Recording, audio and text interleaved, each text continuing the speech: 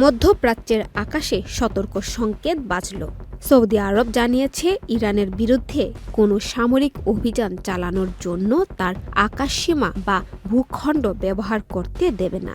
এক ফোনালাপে সৌদি আরবের যুবরাজ মোহাম্মদ বিন সালমান ইরানের প্রেসিডেন্ট মাসুদ পেজেশকিয়ানকে এ ব্যাপারে আশ্বস্ত করেছেন। মঙ্গলবার দেশটির রাষ্ট্রীয় বার্তা সংস্থা এসপিএ এই খবর নিশ্চিত করেছে।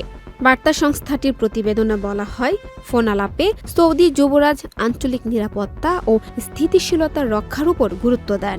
তিনি জানান, মতপার্থক্য ও সংকট নিরসনের সংলাপের মাধ্যমে সমাধানের যেকোনো উদ্যোগকে রিয়াদ সমর্থন করে।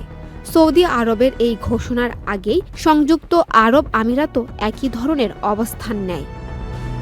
এই কূটনৈতিক উত্তেজনার পেছনে রয়েছে ইরানের সরকার বিরোধী বিক্ষোভ। এই বিক্ষোভ দমনে সহিংস অভিযানে ৬,০০০-এর বেশি মানুষ নিহত হওয়ার খবর পাওয়া গেছে।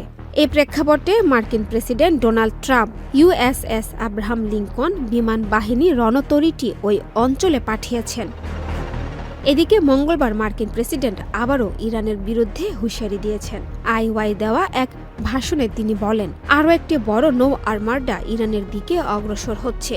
তবে তিনি আশা প্রকাশ করেছেন শেষ পর্যন্ত এটি ব্যবহার করতে হবে না। ২০২৫ সালের জুনে ইসরায়েল ইরানের উপর বড় ধরনের হামলা চালায়। এরপর যুক্তরাষ্ট্র ১২ দিনের সংঘাতে অংশ নিয়ে ইরানের ৩টি পারমাণবিক স্থাপনা বোমা হামলা করেন।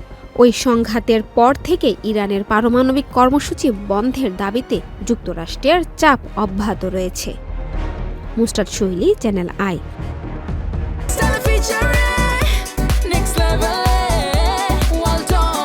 Side by side, free.